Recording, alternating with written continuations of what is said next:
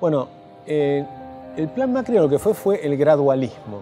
O sea, de alguna medida el diagnóstico inicial fue equivocado, y fue equivocado porque teníamos un déficit fiscal muy alto y porque además la situación en Argentina era muy grave y ellos creyeron de alguna manera un poco superficial que podía salir gradualmente y sin hacer reformas profundas. Y eso no era factible. Y es lo que se demostró ahora. Entonces, por ejemplo, cuando ellos dicen vamos a hacer una reforma fiscal que significa que en 5 años vas a bajar 1,5% la presión fiscal, bueno, cualquier argentino sabe que en promedio hemos tenido un ministro de Economía por año. Con lo cual, me prometes que en 5 años vas a hacer una pequeña modificación, eso significa nada. ¿Qué inversor va a venir a Argentina mientras estamos en el segundo nivel mundial de impuestos que pagan las empresas, después de la isla de Comoros? La respuesta es ninguno, muy pocos. O sea, solamente vienen los inversores que les damos cosas preferenciales. Por ejemplo, en energías renovables, en vaca muerta. Les das un precio a largo plazo, o sea que es una rentabilidad asegurada de largo plazo que no tienen en casi ninguna otra parte del mundo. Ahí invierten. Pero si tienes que venir a invertir en un país con inmensos impuestos, inmensas regulaciones y que además estamos en esta inflación desde el año 2011, entonces es muy difícil que vengan y de hecho no vinieron. Conclusión, siguió creciendo la deuda pública. Entonces finalmente hemos tenido un problema por el lado de la deuda, pero que se viene gestando por el déficit fiscal que heredó el gobierno. Entonces es cierto que heredó un problema grave, pero también es cierto que el diagnóstico fue equivocado y el programa entonces que se aplicó también fue equivocado. O sea, quisiste curar con una aspirina un cáncer. Bien, entonces la toma de deuda fue en vano. La toma de deuda fue peor que en vano, porque ahora hay que pagarla. Entonces si vos tomás una enorme cantidad de deuda, pero lo que estás haciendo son reformas estructurales que te permiten reducir fuertemente los planes sociales, reducir fuertemente el empleo público y amortiguar el costo social porque tomaste deuda y al mismo tiempo bajaste impuestos, entonces el resultado es que la economía empieza a crecer muy rápidamente. Con ese crecimiento podés pagar la deuda. En cambio ahora tenemos la deuda sin el crecimiento. Entonces la pregunta es cómo la vamos a pagar. En la política argentina casi siempre se instalan ideas desde un sector hacia el otro. Por ejemplo, Macri es un gobierno de ricos que gobierna para los ricos. En su opinión, ¿esta afirmación tiene algún sentido? Tiene nada más que un sentido desde la percepción que mucha gente tiene, pero no tiene ningún sentido desde el punto de vista de la realidad. La realidad es que el gobierno de Macri hizo cosas muy parecidas al del gobierno de Cristina desde ese punto de vista. Aumentó los planes sociales, que ya estaban en un nivel inmenso. O sea, en los gobiernos anteriores habíamos pasado de 1 millón de planes sociales a 8 millones de planes sociales. Hoy hay 9,5 millones de planes sociales. No bajó los impuestos porque finalmente el programa gradual de bajar impuestos se tradujo en que tuviste una crisis y en la crisis los políticos se ponen de acuerdo en hacer siempre lo mismo, que es devaluar y poner más impuestos. ¿Y qué hizo Macri? Devaluó fenomenalmente y puso más impuestos. Con lo cual hizo lo mismo que hizo Duhalde, lo mismo que hizo Krieger-Bacena con Onganía, es decir, que repetimos la misma fórmula que no funciona y volvemos a repetirla creyendo que esta vez va a funcionar. Y la verdad es que no va a funcionar. Argentina sigue teniendo los mismos problemas más graves porque tenemos una enorme deuda. Raúl Alfonsín, en su último discurso que dio en el Congreso en la apertura de sesiones ordinarias, dijo: no pudimos, no quisimos, no supimos. ¿Usted siente que en este momento no pueden, no quieren o no saben? Posiblemente es una mezcla de cuestiones y depende de quién. Yo creo que el presidente Macri varias veces marcó lo que había que hacer en el sentido correcto. Dijo, los impuestos nos están matando. Textualmente dijo eso. Es decir, él sabe que tenemos los impuestos que son los segundos más altos del mundo. De otras cosas porque yo se lo conté una vez, o sea, es que lo sabe. Bien. Pero sabe que el gasto público es inmenso, ¿no? Sabe que hay que bajarlo. Pero cuando nosotros miramos qué es lo que hicieron, el ajuste lo hizo el sector privado. A través del aumento de las tarifas, que si bien es una baja del gasto público, el que hace el ajuste es el sector privado. Ahora, con el nuevo programa del Fondo Monetario, el 80% del ajuste nuevamente es el aumento de los impuestos y de las tarifas. Y lo otro es por devaluación. Es decir, cae el salario real, cae el salario de los empleos públicos en términos reales, pero por devaluación. O sea que nuevamente es el peor de los impuestos. Te deja unos muy arriba y otros muy abajo. Sí, y hace sobre todo la devaluación al que más le pega es al más pobre. Con lo cual, suben los precios y con retraso suben los salarios y las jubilaciones. Y eso es un ajuste, pero es el peor de los ajustes. Y no es el ajuste que pedíamos los liberales. Los liberales, cuando hablamos de ajuste, hablamos de otra cosa. Nosotros lo que decimos es, achicar al Estado para aliviar al sector privado. El sector privado tiene que ser, las empresas tienen que estar mucho más aliviadas. ¿De qué manera? Con menos impuestos, menos regulaciones y flexibilización laboral. Y entonces va a crecer el empleo privado, que eso es lo que necesitamos, mucho empleo privado productivo. Bueno, es lo mismo que decía Marx también, un empleo público colgado del Estado no le sirve a nadie. No le sirve a nadie, le sirve a que está recibiendo el dinero o el subsidio y posiblemente sin trabajar, pero para la economía es trabajo improductivo. Y salir de la pobreza no es otra cosa que aumentar la productividad. Los países que salen de la pobreza son los que aumentan la productividad. Y hay cosas que te reducen la productividad. El empleo público, cuando se agranda, reduce la productividad. Los planes sociales para gente que no trabaja elimina la productividad. El proteccionismo reduce la productividad. Y eso es Argentina. Es mucho Estado, cada vez más grande, muchos subsidios sociales, muchas prebendas para los empresarios, mucho proteccionismo para los empresarios, y todo eso es menos productividad. Y por lo tanto a nadie puede sorprender que hoy la pobreza sea 10 veces más grande de la que teníamos hace 35 años. Como todos sabemos, este fin de semana se realizó el G20. ¿Qué panorama vislumbra para la nación posterior al mismo? Los problemas son los mismos. Es decir, está bueno que salió bien en el sentido de que la organización, y ahí sí se merece unas felicitaciones, Patricia Bullrich, que esta vez fue la que tenía que organizar la seguridad, y eso salió muy bien. Salió mejor incluso de las que fue en Europa.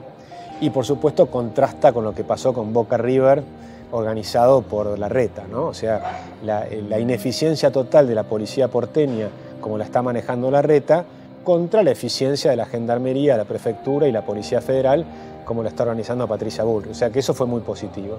Pero la imagen que se llevó el mundo de Argentina es de un país organizado, posiblemente se llevó una mejor imagen de lo que realmente somos. O sea que en ese sentido fue positivo. Ahora, ¿qué quedó? Bueno, no demasiado. Lo que quedó bueno para el mundo fue que Trump firmó el acuerdo de libre comercio en el NAFTA, es decir, con México y con Canadá. Eso es muy positivo. Muy positivo que firmó una tregua con China. O sea que lo más positivo para el mundo fue lo que hizo Trump, tanto con China como con respecto al libre comercio. Desde el punto de vista de la Argentina, firmamos acuerdos con China, 37 acuerdos, eso creo que es relativamente positivo, aunque mucho hay metido el Estado en el medio y no tanto de libre comercio, pero bueno, es algo positivo. También es positivo con el Japón, que son cosas que se venían negociando de antemano y que también fue relativamente positivo. Pero no hay nada demasiado grande. Las reformas estructurales profundas que necesita la Argentina son las mismas y no solo no las están haciendo, sino que la clase política argentina, ni el gobierno ni la oposición, ni siquiera las están debatiendo. Y ese es el problema que yo veo para Argentina para el año próximo. Y yo espero que el año electoral sea el momento donde empecemos a decir las cosas reales que tiene que hacer la Argentina, cuáles son los verdaderos problemas y cuáles son las soluciones para esos problemas. ¿Tenemos el elefante dentro del bazar? Tenemos el elefante dentro del bazar y lo tiene que conocer la gente. Por ejemplo, las libertades económicas en Argentina cayeron estábamos en el puesto 20 con Menem. Los gobiernos siguientes bajaron hasta el puesto 170 y ahora con Macri recuperamos hasta el puesto 144. Es decir, que hay 143 países más libres que Argentina. Entonces lo primero que hay que hablar es de devolver las libertades económicas a los argentinos. Y por ahora no lo está hablando ningún partido político, salvo Espert, José Luis Espert, que está haciendo un partido nuevo. Ahí vamos a ver, finalmente va a haber alguien que va a empezar a hablar los problemas reales que tiene la Argentina. El presupuesto 2019 está diagramado tomando el dólar a 40 pesos. ¿Usted considera que esto es real o, dicho en criollo, es chamullo? Bueno, el presupuesto generalmente tiene una parte de chamullo, porque el presupuesto siempre tiene dos partes. Los gastos, que entonces pueden ser conocidos, y los ingresos que son desconocidos. Y ahí viene lo que vamos a decir, si la inflación, depende cuánto sea la inflación en lo que viene, y el tipo de cambio no es lo más importante es la inflación esperada. Entonces, si la inflación termina siendo mucho más alta que la esperada, lo que ocurre es que los gobiernos tienen más dinero del que suponían, que es lo que pasa hoy. Cuando nosotros veíamos el presupuesto del 2018, acuérdense que la inflación esperada era 10% más menos 2%. Luego, el 28 de diciembre, la cambiaron y pusieron 15%. Y la inflación real va a ser cerca del 48%, o tal vez el 50%. Esa diferencia le da mucha discrecionalidad al gobierno. Con lo cual, los presupuestos en Argentina no son muy creíbles. Lo primero que tenemos que tener es moneda sana. Y tener una moneda sana implica tener algo como tuvimos con la convertibilidad. un sistema monetario que impedía tener inflación. O sea que una prioridad máxima en Argentina es recuperar la estabilidad de la moneda. Con respecto a la educación y tomando en cuenta la ley de Petty-Clark, la cual explica que los avances económicos son cuando la mano de obra campesina pasa al sector productivo y posteriormente al sector servicio. ¿Qué perspectivas de empleo, qué perspectiva para el empleo en función de estándares de educación en América Latina ve a corto y mediano plazo? Bueno, lo que está pasando en el mundo es algo extraordinario. Estamos viviendo una nueva revolución industrial, que en realidad es la revolución de la informática, y es la revolución de la robótica, de la nanotecnología, de la biogenética, y que va a permitir reemplazar a posiblemente un 47 o 50% de los trabajos en los próximos 20 años. Es decir, todos los trabajos que son aburridos y repetitivos los van a hacer las máquinas o los algoritmos. Lo cual es fascinante, porque entonces los seres humanos vamos a hacer las cosas más interesantes, las que requieren creatividad, imaginación, las que requieren empatía con otro ser humano, es decir, la proximidad entre dos seres humanos, las que requieren las cosas que son realmente humanas y las que son más difíciles de replicar por las máquinas.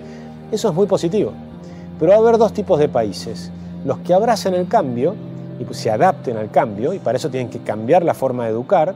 Tenemos que educar de una manera de no dar currículas oficiales cerradas, sino programas abiertos para desarrollar las distintas habilidades de cada persona, en especial la imaginación, la creatividad, la inteligencia espiritual, la inteligencia cinética, todo lo que significa las habilidades que necesitas para el entretenimiento, por ejemplo, para jugar al fútbol, o para bailar, o para cantar, las artes. Todas las cosas más interesantes son el trabajo del futuro. Con lo cual, lo que se viene es fascinante. Pero también hay países que quieren frenar el cambio, y a esos les va a ir muy mal. Los que, por ejemplo, tienen sindicatos que prohíben usar Uber, ahora por suerte se habilitó Uber por la justicia, pero están en contra de Uber, están en contra del email, porque si te mandan una factura en papel, en sobrado, necesitas gente que vaya a cortar árboles, gente que haga papel en las fábricas de papel, después que lo tienen que imprimir, ponerle tinta, luego ensobrarlos, después transportarlos. Para transportarlos necesitas camionetas, necesitas gente que produce caucho, motores, la cantidad enorme de gente que hace un trabajo que hoy es cero productivo. Hoy lo mandás por mail, por email, con un costo cero. O sea, todo eso es esfuerzo improductivo. Los países que mantengan ese esfuerzo improductivo van a estar cada vez más retrasados con respecto al resto. Por eso Argentina cayó del puesto 10º al puesto 59. Y si todo sale bien, según los pronósticos del Fondo Monetario y del gobierno, cuando termine el próximo gobierno vamos a estar en el puesto 75. Nos siguen pasando otros 15 países. En el mejor de los casos, según los proyectos actuales. Sí. En el mejor de los casos, a menos que hagamos las reformas profundas que nosotros queremos hacer. Vamos a tener que pelear bastante en eso. Vamos a tener que pelear bastante en eso. Ahora bien, tomando algo que decía usted, ¿qué grado de libertad tiene el sistema educativo argentino para generar mentes de diseño y no mentes copiadoras? Muy poco. Nosotros necesitamos un cambio, una revolución educativa. Argentina necesita una revolución educativa. Esto significa entender lo que está pasando en el mundo. El cambio tecnológico es fenomenal. Hoy, con un celular, tenés acceso a más información de la que tenía acceso el presidente Bill Clinton. Es decir, cualquier persona, aún en una villa miseria, si tiene un celular a mano y tiene capacidad de entrar a Internet, tiene más acceso a la información y a la capacidad de educación de la que tenía cualquier persona en el mundo hace 15 años atrás. Es decir, que hoy, a diferencia de lo que dice la mayor cantidad de gente que dice que se está agrandando la brecha entre ricos y pobres, eso es falso. Está achicándose la brecha. Hoy hay tecnología para poder saltar de lo más bajo a lo más alto sin intermediarios. Uno puede tener acceso a las mejores universidades, al MIT, a Harvard, aprender inglés, aprender guitarra, todo a través del propio celular. Imagínense el celular incorporado en las aulas, cambiando completamente las currículas. La revolución que tiene que haber es que tenemos que eliminar las currículas y hay una sola forma de hacerlo, que es una mejor fórmula de hacerlo, que además es sencilla. Lo que hay que hacer es poner una EduCard. Es decir, que el Estado, en vez de darle plata a las escuelas, le da esta tarjeta a las familias. Y los padres de familias pueden elegir la educación de sus hijos. Entonces, si tiene un hijo más artista, lo mandará a una escuela para artistas. Tiene un hijo más deportista, lo mandará a una escuela que tiene más acceso al deporte. Y no va a haber una diferencia entre escuelas públicas y privadas. Si la persona quiere pasar de la escuela pública a la escuela privada, el cheque del Estado lo acompaña. Por ejemplo, en los últimos años pasaron 350.000 chicos de la escuela pública a la privada y perdieron el subsidio. ¿Por qué? Las personas que más quieren progresar, que más se esfuerzan, que mejor quieren que estén sus hijos, a esos los castiga el Estado. Entonces nosotros proponemos algo diferente. Proponemos más libertad para elegir y los padres son los que tienen que elegir la educación de sus hijos.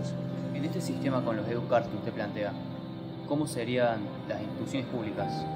Me refiero, ¿cómo estaría administrado? Las instituciones públicas tienen que estar administradas de manera descentralizada, de forma de darle mucho más rol, más activo a los directores, que puedan tomar y despedir personal.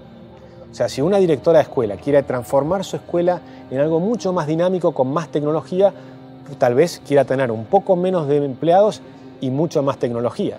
Es decir, hoy con un clic podés tener acceso al mejor profesor del mundo en matemáticas. Entonces, tal vez necesitas aún menos maestros, pero mayor tecnología. Sobre todo porque hay un montón de maestros que no están al frente del aula. Es decir, hoy tenemos 1.200.000 maestros en Argentina.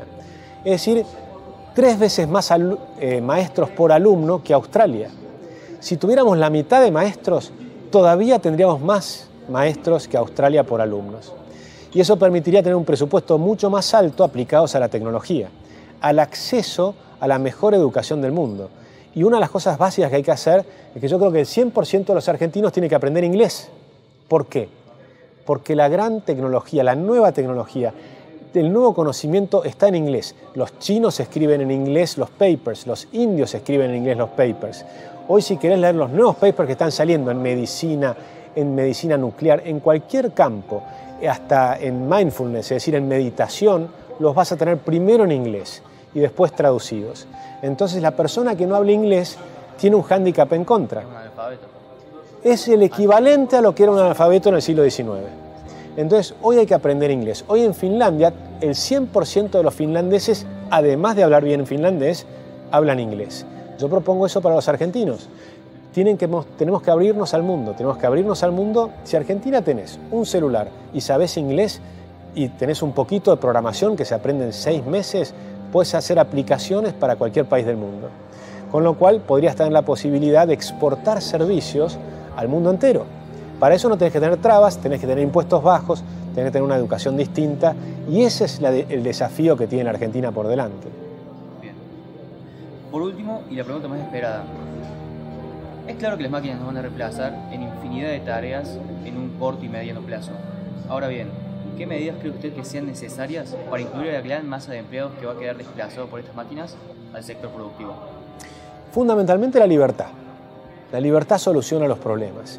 Por ejemplo, si nosotros tenemos demasiadas regulaciones para hacer algo nuevo, entonces es muy difícil hacer algo nuevo. Si tenemos demasiados impuestos para hacer algo nuevo, no vas a poder generar esas nuevas empresas. Argentina necesita crear 4 millones de empleos nuevos en los próximos 4 años para absorber la gente que tiene que venir del Estado, para absorber los 250.000 chicos que por año quieren ingresar al mercado laboral y para absorber a los que están en los planes descansar que van a tener que ir a planes trabajar. Para eso, ¿cómo haces para crear empleo nuevo? No los tiene que crear el Estado. El Estado lo que tiene que hacer es eliminar las trabas, que son las regulaciones, son los impuestos y es la economía cerrada. Si tenés una economía abierta, ¿cuál es la diferencia de estar acá o en Alemania? Hoy, ¿por qué se crean empresas nuevas en Alemania con salarios mucho más altos que los argentinos? ¿Por qué no se pueden crear esas empresas en Argentina? Necesitas una moneda sana, seguridad jurídica, impuestos bajos, desregulación y flexibilización laboral. Si tenés eso, vamos a tener 4 millones de empleos nuevos en los próximos años. Buenísimo. Pero eso requiere una sola cosa más que me faltó decir. Para lograr eso, tenés que primero achicar el Estado, porque de otra forma no puedes bajar impuestos.